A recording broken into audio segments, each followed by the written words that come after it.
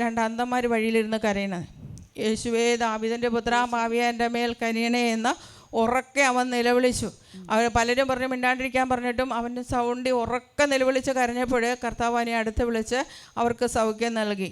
എൻ്റെ പ്രിയപ്പെട്ടവരെ, ഈ ഒരു സംഭവമാണ്, ഈ വചനം എൻ്റെ ജീവിതത്തെ ഒത്തിരിയേറെ സ്പർശിച്ചിരുന്നു. ഇവിടെ ഞാൻ സാക്ഷ്യം പറഞ്ഞതാണ്.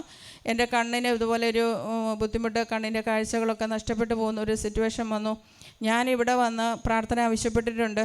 ഞാൻ എന്നിട്ട് ഇവിടുത്തെ ആ കൊച്ചു പള്ളിയിൽ പോയിരുന്നിട്ട് ഒറ്റ കയർച്ച കയറി, മറ്റൊന്നുമല്ല, എത്ര രോഗം വന്നാലും അതൊക്കെ സഹിക്കാൻ പറ്റും. പക്ഷെ കണ്ണ് കാണാൻ പറ്റില്ലല്ലോ, ആരെയും കാണാൻ പറ്റില്ല. അപ്പോൾ ഞാൻ ഈശോയോട് ഇരുന്ന് പറഞ്ഞു, ഈശോ എനിക്ക് നിന്നെയും കാണാൻ പറ്റില്ല, ആരെയും കാണാൻ പറ്റില്ല, അപ്പോൾ എനിക്ക് ഈ കണ്ണിൻ്റെ കാഴ്ച ഒന്ന് തിരിച്ചു തരൂ.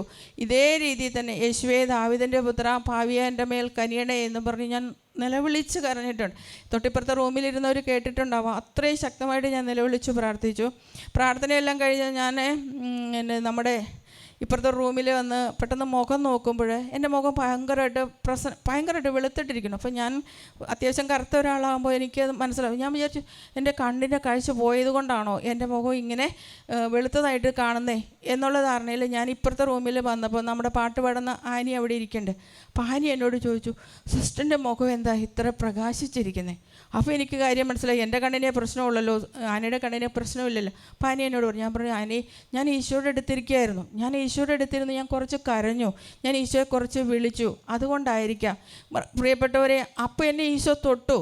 എനിക്ക് മനസ്സിലാകാൻ സാധിച്ചത്, പിറ്റേ ദിവസം ഞാൻ ഡോക്ടറെ കാണാൻ ചെല്ലുമ്പോൾ ഡോക്ടറിനോട് പറയുകയാണ്, സിസ്റ്ററിന് കണ്ണിന് പ്രത്യേകിച്ച് ഒന്നും ഇല്ലല്ലോ, അന്ന് പറഞ്ഞതൊന്നും കാണാനില്ല. ആ നിലവിളിയുടെ പുറത്ത് കർത്താവ് വന്ന് എന്നെ തൊട്ടുവെന്ന് എനിക്ക് മനസ്സിലായത് പോരാണ്ട് എൻ്റെ അവിശ്വാസത്തെ വീണ്ടും എൻ്റെ സഹോദരിയിലൂടെ വെളിപ്പെടുത്തുകയാണ്. സിസ്റ്ററിൻ്റെ മുഖം വളരെ പ്രസന്നമായിരിക്കുന്നു. കർത്താവിനെ കാണുമ്പോൾ, കർത്താവിൻ്റെ കൂടെ ഇരിക്കുമ്പോഴേ നമുക്ക് അങ്ങനെ ഒരു അനുഭവം കിട്ടുകയുള്ളൂ.